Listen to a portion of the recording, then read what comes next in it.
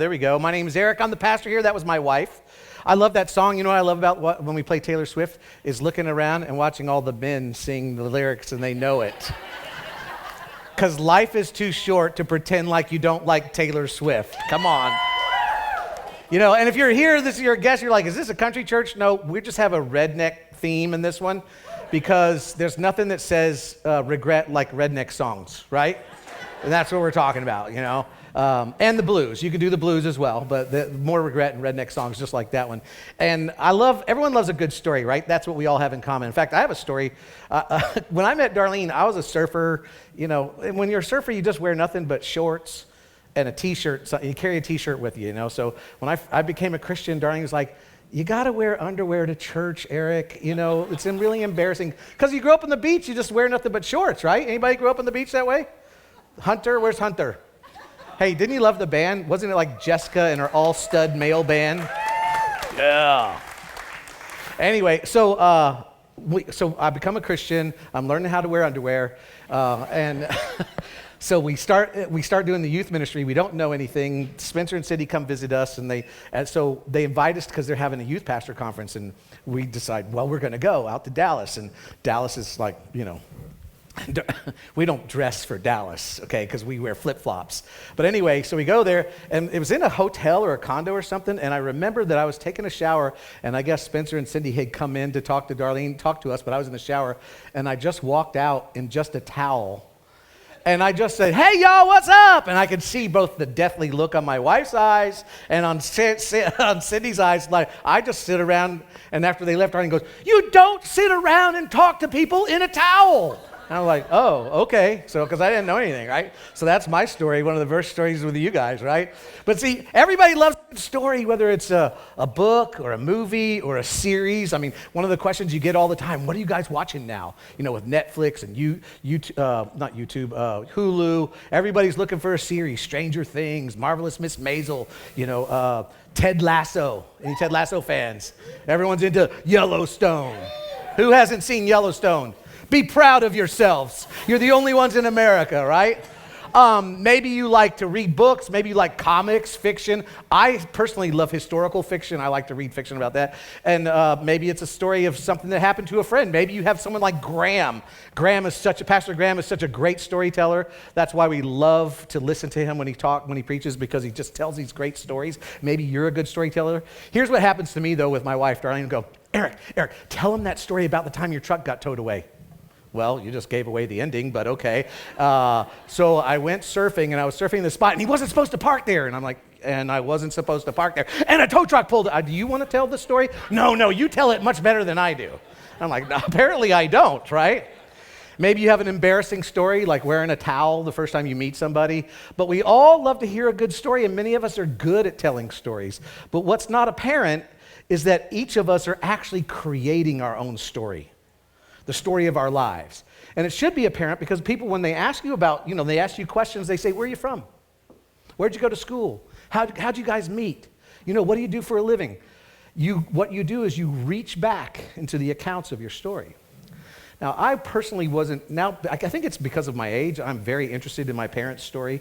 You know, I'm 60 years old now. My father's 86 years old. And I'm very interested. I wasn't when I was younger. And I encourage you, young people, find out your parents' story, what they will tell you, because sometimes they don't tell you everything. But I never met my grandfather on my mom's side because he was an iron worker in Chicago that, you know, on the buildings. And when he was 9, he wasn't 9. She was 9. That would make a great story. I was an iron worker at 9 years old. When she was 9, he fell to his death. That would have been around 1943. And soon after, my grandmother moved to Florida with her 2 children, my mom and my Uncle Don, to find a better life. And that's all I knew about their story. Well, this August, Darlene and I went to Chicago, and we took one of those. If you've ever been to Chicago, you can take these river tours, and one of them is an architectural tour where they show you all the buildings, and they talk about who designed them and all of those things. And as we were taking that tour, I thought, I wonder if one of these buildings is one of the buildings that my grandfather fell off of. But there was no way for me to find out because every one of the people in my mother's family, my mother's side of the family, they're all passed. So there's no one to find this out from. So about a couple months ago, my stepmother died, and on the day she died, my father's 86, I went over there to sit with him, and I started asking questions. I said, do you know how Mom ended up here? Do you know the story of her dad falling? Do you know what building he fell off of? And I had other questions too, because when I was younger, my mom moved to Hawaii by herself for a while. And when you're younger, you don't know to ask those questions, but you become an adult, and I asked my dad, I said, why did Mom move to Hawaii without us? She eventually came back, but then they ended up getting divorced. And I thought, at 86 years old, if I don't ask them these stories, they're gonna die with him, and I need to find these stories out. But here's the things. While those stories are happening in the past, my grandfather fallen, my mom choosing to move to Hawaii, nobody thinks of them in terms of their story. See, they think of those decisions they're making in terms of current event. A current event is something that's happening in your life in the moment. Something significant that's happening. And every significant event that happens in our life, every season in our life, when it's behind you, what do you do with it? You reclassify it as a story. When everything that happens in your life, my mom moving to Hawaii or whatever's happened to you, you reclassify it as a story, and maybe it's a story that you are not embarrassed to tell. Maybe it's a story that you are embarrassed to tell. Maybe it's a story that you're glad to tell your children. Maybe it's a story that you hope your children never ask you about. And oftentimes, the determining factor on whether or not we want our story to be told is the decisions that we're making while the story is unfolding. In fact, the truth is, and you could tweet this if you want, we are writing the story of our life one decision at a time. Every decision that we make is a piece of the story that we're one day going to tell. And the response that we have during those times, whether they're good or bad, are parts of that story, whether it's a thoughtful response or it's a fueled reaction where you get into road rage, because you see a lot of that now, and someone ends up in prison because of their reaction from it. We write the stories of our life one decision at a time. So as Darlene says, we're in part 2 of this series called No Regerts. And like I said before, there's nothing that spells regret or says regret or regret like a tattoo that says no regerts, right? And so the big idea behind this series is there is a often overlooked relationship between good decisions or good questions and good decisions. Good questions, if we can ask good questions, and that's what we're talking about in this series, set us up for good decisions. In fact, you could say it this way. Oftentimes, our decisions are only as good as the questions we ask ourselves. Or, the other way around is our decisions are only as bad as the questions we don't ask ourselves. And so, we're going to, in this series, 5 weeks long, we're giving you 5 simple questions. They're super simple questions that you can ask yourself that should make you uncomfortable, that should bring you into conflict with that sales associate in your mind. You know what I'm talking about? That sales associate in your mind kind of sounds a lot like your voice and says you need to act now, you need to decide faster, you need to think about the immediate rather than the ultimate. And so these questions should bring you in conflict with yourself. And the question that Graham asked last week that you should have gotten was, am I being honest with myself? And then we added the really, because are you being honest with me? Really honest? And the question that we want you to ask when it comes to decision making or your life is, are you being honest with yourself? Really? And as uncomfortable as that might make you, or as bad as it might make you feel about you, the journey to making better decisions happens when you're honest with yourself. Well, today we're going to ask the legacy question. This is question number 2. And what is the legacy question? The legacy question is when I'm under duress or I'm making decisions of any magnitude, I need to pause and ask myself the legacy question, which is this: what story do I want to tell? What story do I want to tell? Think about this. Think about it this way. Every decision you make, in fact, it may be an entire season of your life. We go through seasons. For the last 2 years, I've been moving around. I lived in a parking lot for a while. I've been to different houses. That's a season of my life. Every season in your life, every major decision you're making, whether it be a relational decision, a business transaction, a professional decision, whatever it is, financial, is going to be a story that you tell one day. But the question is, what story do you want to tell? What is it that you want people to say about you? Do you want to be the hero, or do you want to be the villain? Do you want to be a good example, or do you want your story to be a bad example? Which option that you're facing will make your story a story worth remembering? as opposed to a story that you hope nobody finds out about or nobody remembers? Which option would make your story a story that would be worth, that you would sit down and tell your children? Or which option would be a story like my mom that I'll never know why she moved to Hawaii without her family? Because as far as it is concerning to you, you write the story of your life one decision at a time. Every decision that you make becomes a permanent part of your story. And every decision that you make has an outcome, a consequence, whether it's good or bad or desirable or undesirable or unexpected or, well, I didn't see that one coming, right? The outcome then becomes a permanent part of your life, a permanent story in your life. And we can all think of stories. Maybe a boss asked you to lie to a client, and so you do. You fudge the numbers, and the client calls you out, finds out about it, calls your boss, and instead of protecting you, your boss throws you under the bus. You become the scapegoat. Now you get fired for lying to a client. But then let's turn that around. Maybe your boss asks you to lie to a client, and you say, no, I can't do that because of integrity issues, and you get fired because you wouldn't do what your boss wanted you to do. Not a great story, but it's sure better than the alternative of being on your record, your permanent record, whatever it is, because you got fired because you lied, right? Another story is maybe you meet a guy and he's not special. There's no sparkles or fireworks or whatever it is, kind of like. Anyway, just convenient. There's not a lot of options out there, so you take him. Anybody watching that show 1883? Anybody? Okay, I'm not going to ruin it for you. There's only one person anyway. So you'll have to watch it. Not a lot of options. You go for it anyway. And then after a couple of years, it just kind of fizzles because there was no spark. There was no flame. You knew you shouldn't have pursued the relationship. You did. And after a couple of years, it's just over. Now you have 2 years of your life that you hope nobody asks you about. Or maybe, I remember one time I was in the Bahamas. This is when I first became a Christian. I was in the Bahamas, and I was racing sailboats. We were there for a series of races, and I remember we had this house on Hopetown, and all the guys were going out because the races was done, and they're going to go out. They're going to go over to Marsh Harbor and go partying. And they're like, come on, Eric. And I was like, nope, I'm going to stay home and read my Bible. And they kept on and on and on. One of them goes, the Bible doesn't say you can't drink. It just says don't get drunk. And I was like, okay, I'll go.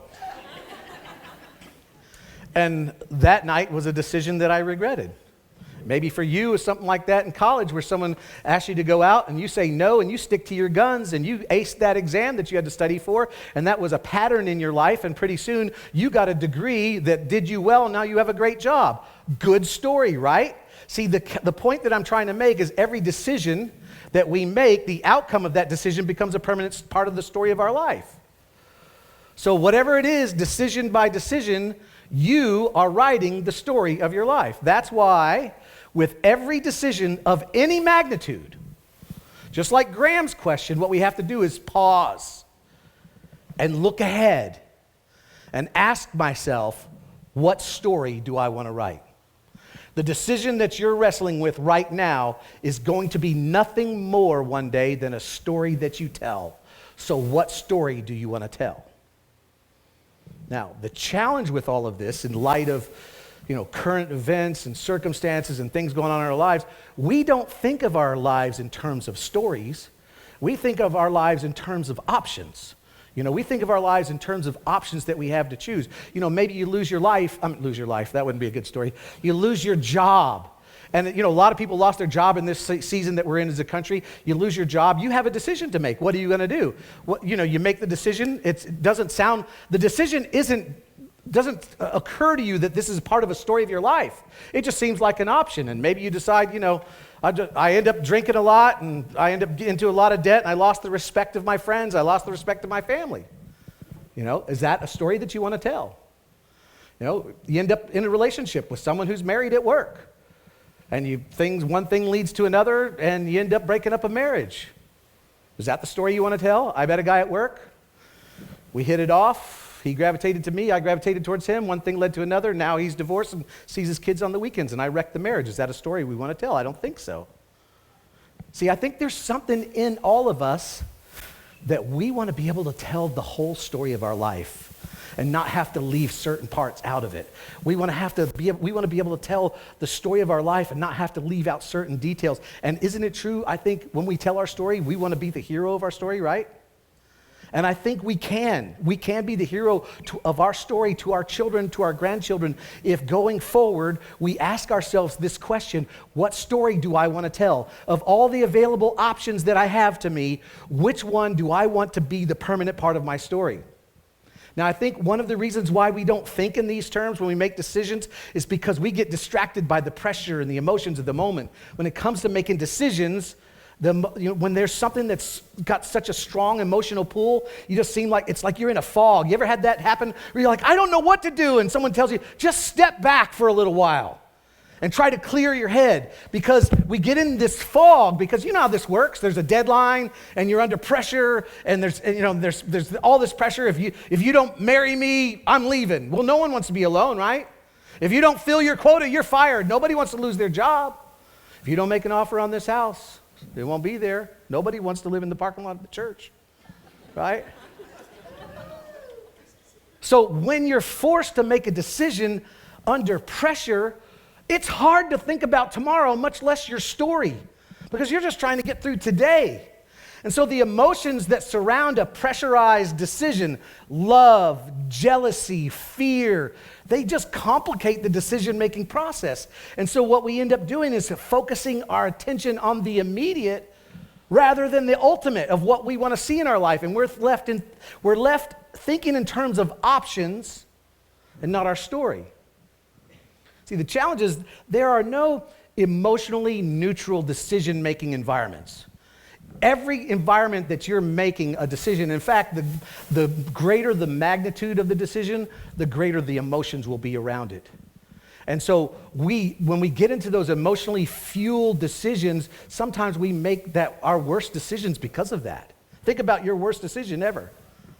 It was probably emotionally heightened. Maybe it was your first marriage that was doomed from the start. Maybe it was that purchase or that lease, or, it was whatever it was so appealing that you bought it, you ate it, you drank it, smoked it, or moved in with it, whatever it was, right? In fact, let me just put it this way. You guys, anybody in retail sales here? Anybody sell cars? Do we got any car salesmen here? Of course we don't. They're all going to hell. Right?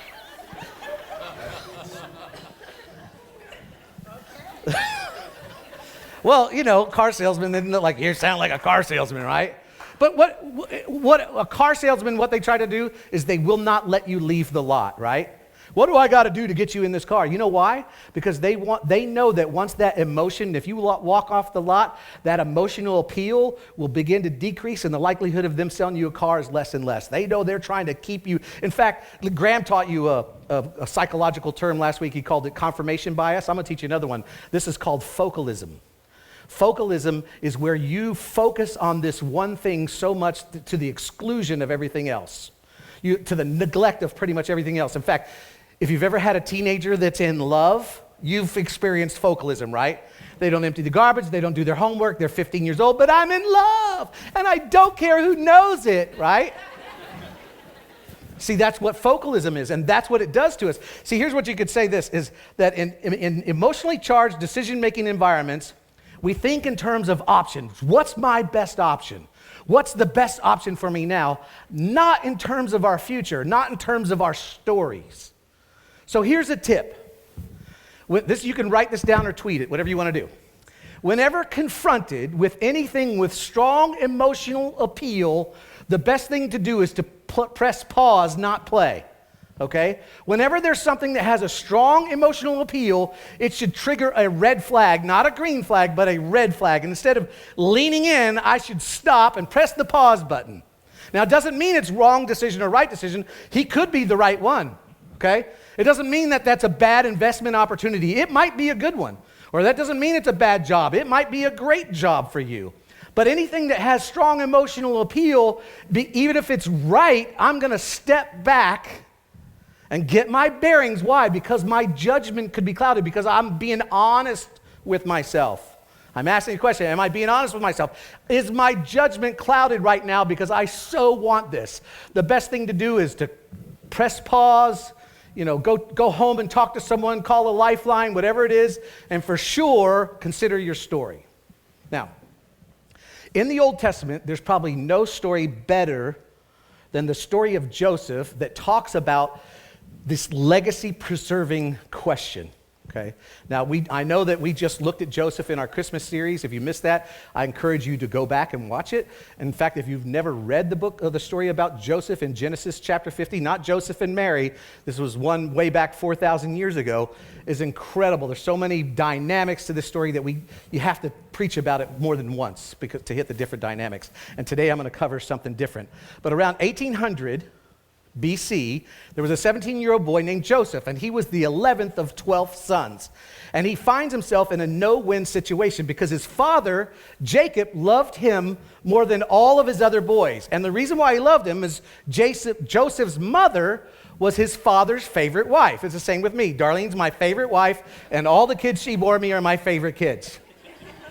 It's hilarious because I got in trouble at our church before, East Coast Christian Center. I was the children's pastor there, and the associate pastor called me into his office, and he said, I got a couple that wants to work in children's ministry, but they don't want to work with you. I said, why not? And they go, because you've been divorced and remarried. And I said, what? They said, yeah. He said, yeah, you introduced Darlene as your first wife. And I said, she still is my first wife. They were like, oh, he must have been married again. No, Darlene's my first wife. We're going on 37 years, and she's still my first wife. Now, that almost changed. When we first got married, she said, now that we're married, you're going to need to sell your boat.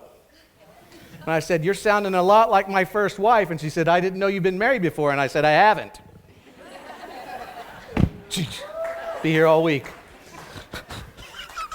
Anyway, what were you talking about? Oh, a Bible story. Joseph is the favorite of his father Jacob, and because of that, it fuels the jealousy of his 10 older brothers. So they decide to kill him. All right, that's a great idea. But then finally mercy takes over, and they think, nah, let's not kill him. Let's just sell him into slavery, be a little bit more profitable. So that's what they do. They sell him to some slave traders, and then they tell their dad that he's been killed by a wild animal. Now think about it. You want to talk about stories? Now these 10 young men have a secret that they're forced to live with for the rest of their lives. Okay? Can you imagine having a chapter that embarrassing to tell? Well, I was so jealous of my little brother that me and my 9 brothers beat the crap out of him and sold him into slavery. Who wants to tell that story, right? Well, we lied to my father, broke his heart because we told him his favorite son had been killed by an animal. That is not a good story. And guess what? Now these brothers are liars for life. Here's one thing you can learn from that. Never do anything that makes you a liar for life. Here's why. Because what you gain in the moment will not be worth what you're forced to carry in the moments after that. Anyway, you can write that down if you want. Twitter it, tweet it, whatever you do. Back to Joseph. So Joseph is up on the auction block, and he gets purchased by an officer in the army in the military of Egypt. His name is Potiphar. And so now Joseph is faced with a decision that will shape his story. What do? Do I run? Or do I do what most slaves do, which is do as little as possible with as bad an attitude as possible without getting hurt or killed? Or do I throw myself into this whole slave thing with all I've got? Very interesting dilemma for a rich kid who grew up as his father's favorite son. So, and here's what makes this story relevant for you, and this is why you should pay attention, is that none of this was Joseph's fault. None of this was his fault. Somebody else had control of his narrative. Somebody else had control of his story. And like your story, his story was hijacked and commandeered by evil, selfish people. To where you get to this attitude, and maybe you're there, maybe that's what's happened to you in life, and you get to this point where you go, why try? Why care? Which is the temptation to just give up when someone else decides your story in a bad direction. But Joseph overcomes the temptation to give up. He overcomes the temptation to throw up his hands and go, well, that's what life has given me. And he decides to work in Potiphar's house and manage as if it was his own house. He decides to handle it like it's his own, serve like it's his own home. And Potiphar notices it and promotes him he's in charge of Potiphar's entire household. Now think about it. Wouldn't that be a story worth telling? When you're telling your story, or Joseph is telling his story one day, he says, yeah, I was beaten, I was kidnapped, I was sold into slavery twice. So you could say I was a victim, but I decided at that moment I would not be a victim, and I would not act like a victim. Joseph decided to write a good story. Now, if you've ever read this, and it's like a movie, everything's great, isn't that awesome? But then the music changes, dun, dun, dun. Because Joseph's story intersects with someone else's story, the wife of Potiphar. And he finds himself again in a no-win situation because Potiphar's wife insists that Joseph become one of her lovers. She probably had many lovers. And at that point, Joseph had two options, neither of which would have a good outcome. Now, it's important to remember that this was not a moral issue, okay? In this culture, this was a life and death issue. In fact, you might even say a death and death issue, because there was a chance that either option would produce death, would cost his life. And remember, at this point, Joseph is probably about 19, 20 years old. So, once again, Joseph opts for the better story. Now, here's where we can learn. Okay, this is where I'm trying to bring you to. In this juncture of the story, Joseph employs a very powerful technique, and that's something that we should all employ when we're coming and faced with a decision and we're trying to determine what is going to be the story of our life based on this decision. Because Joseph actually rehearses out loud the context for his response to Potiphar's wife in terms or context of the decision of how it's going to affect the story of his life. So what I'm going to do is I'm going to kind of paraphrase the first part of his response to her, because she's over there going, Joseph, come lie with me. And he has a response to her. And then I'm going to read you what it actually says in the scripture. Okay? So here's what he says. This is the paraphrase part. And if you want to follow along with this, if you download our app, our notes, all of these notes are on there. In fact, we're going to give you some questions at the end of the service that will be on our app, and you can use these questions as a kind of a homework to talk with your friends and family about it and get really uncomfortable at lunch. Anyway, he says, Mrs. Potiphar, I came to this land as a slave. I had no rights and no future. Your husband purchased me, and I did my best to serve him and you. And through my hard work and God's help, I've gained the trust of your husband. He's put me in charge of the entire household, okay? So he kind of rehearses what's happened up until this point, and then he says, and I quote, my master does not concern himself with anything in this house. Everything he owns, he entrusted to my care. No one is greater in this house than I am. My master has withheld nothing from me except you, because you are his wife. Now, here's the implication, and this is what Joseph is rehearsing. Basically, he's saying, listen, Mrs. Potiphar, not only is this my story, but this is your story as well. And you need to understand, and you need to maybe think this thing through. Do you want your story to be that you ultimately had an affair with a Hebrew slave? Do you want that to be part of your story? And then Joseph steps back into the broader context and basically says, listen, in light of all that's happened, in light of what your father has your husband has entrusted to me, and all the responsibility, in light of the God's mercy and grace that I've been given in this position, he says, how then could I do such a wicked thing and sin against God? In other words, why would I want to introduce adultery into a story that's turning out to be a pretty good story that I could never imagine? That when my brothers threw me in that pit and sold me to those slave traders, and when I was standing on that auction block, I never imagined that through my decisions, I'd be having a pretty good life right now for being a slave. I mean, which of these stories do I want to tell, Miss Potiphar? Story number one would be this. Your husband gave me an opportunity I never dreamed would come my way, so I was faithful to him and the God who's been watching out for me. That's one good story. That's a really good story. Or I could make a decision like this, and would be my story. Mrs. Potiphar, your husband gave me an opportunity I never dreamed would come my way. And so I took advantage of his trust and had an affair with his wife. What story do I want to tell, Mrs. Potiphar?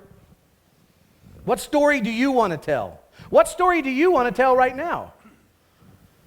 That decision that you're in the middle of making right now is nothing more than a story that you're going to tell one day. Do you want to tell that you walked into a room with a towel and nothing else?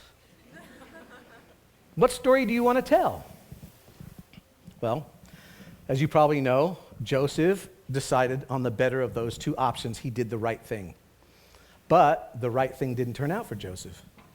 In fact, Mrs. Potiphar, accused him of trying to rape her, and so Joseph was immediately deposited into the Pharaoh's prison.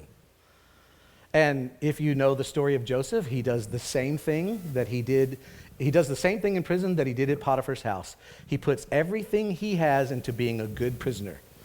And over time, he wins what we all strive in life for, he wins the favor of the prison warden. Just like Shawshank Redemption, right? And he gives it his all. And so over time, he's pretty much running the place. But years go by, and you need to think about this. Years go by, and he's in prison. And of course, there's a lot of things we don't have time to go into. But he finds himself being taken out of prison and ushered into Pharaoh's presence to interpret a dream, because Pharaoh has a dream that he believes affects the future of the country of Egypt. And he's heard that there's a man in prison, a Hebrew slave, that can interpret dreams. So they usher him, they clean him up, they bring him in front of into the Pharaoh's palace, into his chambers. And in another surprising twist in Joseph's story, Joseph stands in front of Pharaoh and says, "No, I can't interpret your dream." And everybody's like, he goes, "But the Hebrew God I serve can interpret your dream," which that made them clench as well, because Pharaoh considered himself a god. But he decided to listen to him, and so Joseph, here's the dream, and according to the dream, Joseph comes up with that Egypt would experience 7 years of record-breaking harvest, grain harvest. It was going to be 7 years of prosperity. I mean, that was great news.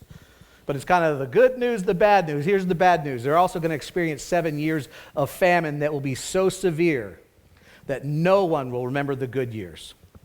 Now, after Joseph finished interpreting the dream, everyone thought, well, they're just going to send him back to prison. But to everyone's surprise, Joseph wasn't finished, and Joseph offers Pharaoh unsolicited advice. Pharaoh didn't go, "What would you do?" You don't offer Pharaoh unsolicited advice. That's how you die, especially if you're a Hebrew slave that's been in prison.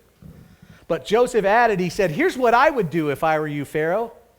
You need to find someone you trust and put them in charge, someone who will wake up every single day focused on this problem, someone who wake up every single day focused on preparing Egypt to store grain for what's coming, and put them in charge of the federal grain silos."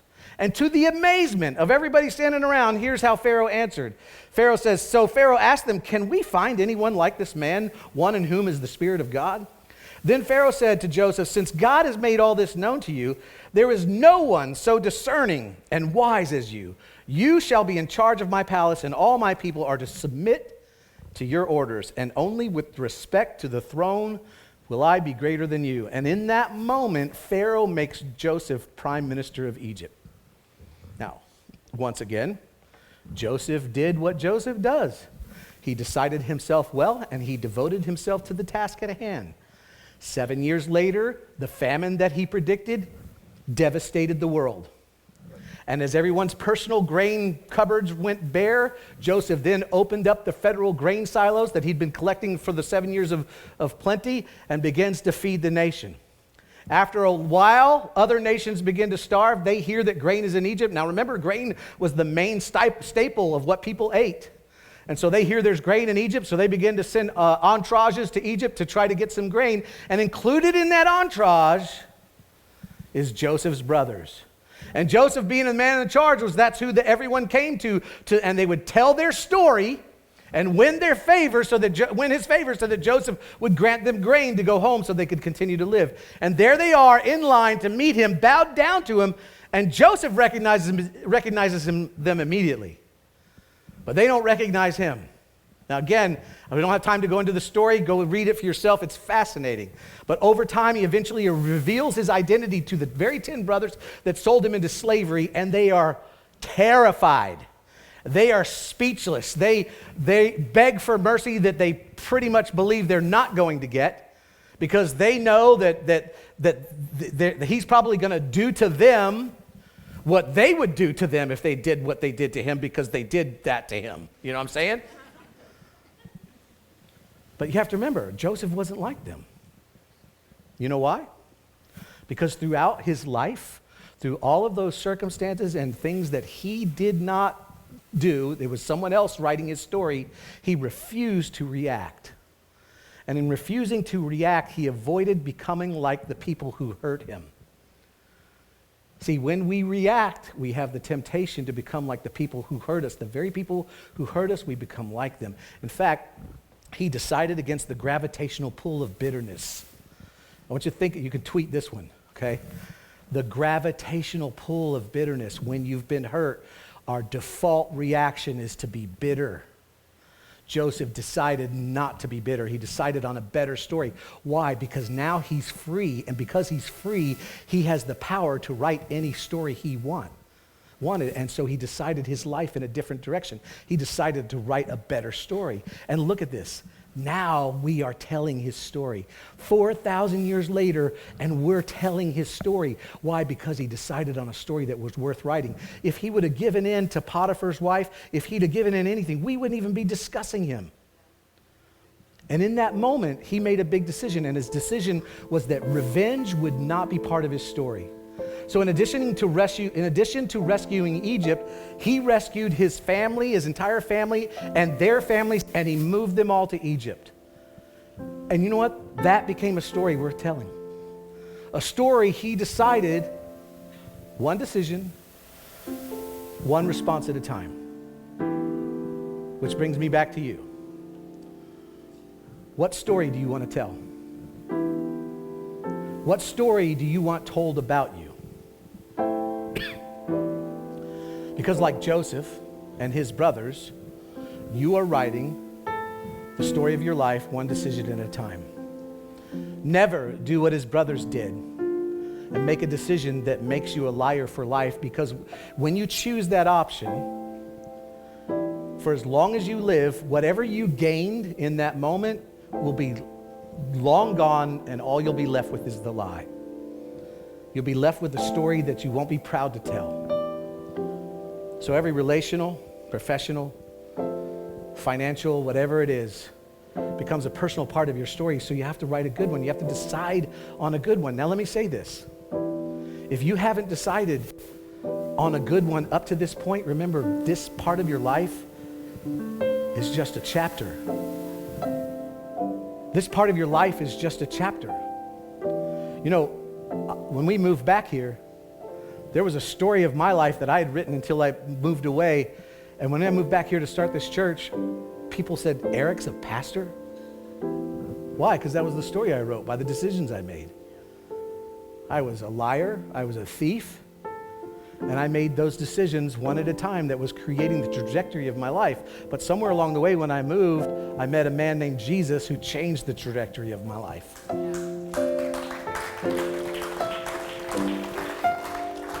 Here's what's amazing. In 1984, I snorted cocaine on a table right up there in this nightclub. And if you'd have told me where my life was going, I would have never thought I'd be preaching in a church in this very building. God can change your trajectory.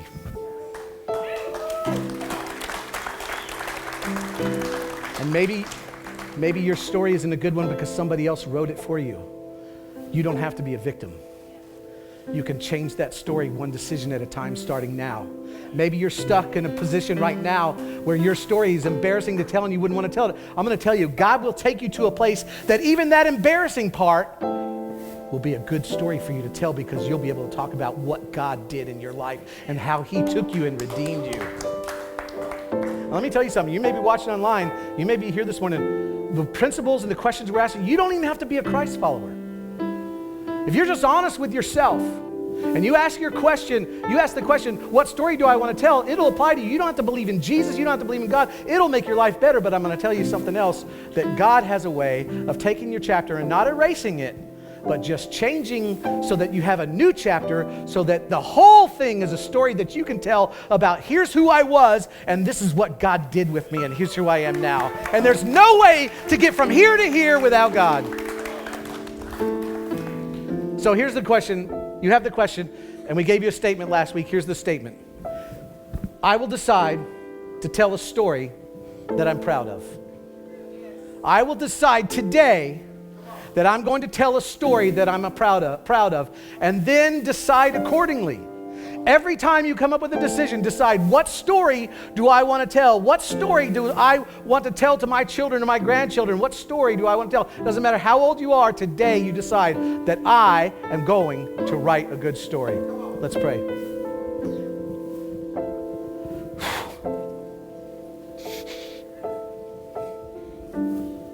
God, thank you for writing my story differently. God, thank you for, I can't believe I'm here because your story, you took my story and you changed it. Lord, I pray for everyone in this room and everyone watching online right now, everyone watching this later, that it doesn't matter what chapter you're in, what your story is written up to this point. God says, I can write it and make you a good one. I have a hope and a future for you to bless you and not curse you. Lord, thank you so much that there's many of us in the room that we've watched you change the trajectory of our life and change our story. And I'm praying for anybody here that maybe you feel hopeless or helpless, that you believe that you're in a story that you can't change. God says, I'm changing it for you. Lord, we choose to write a story today that we will be proud to tell our children. And it starts today. In Jesus' name, amen.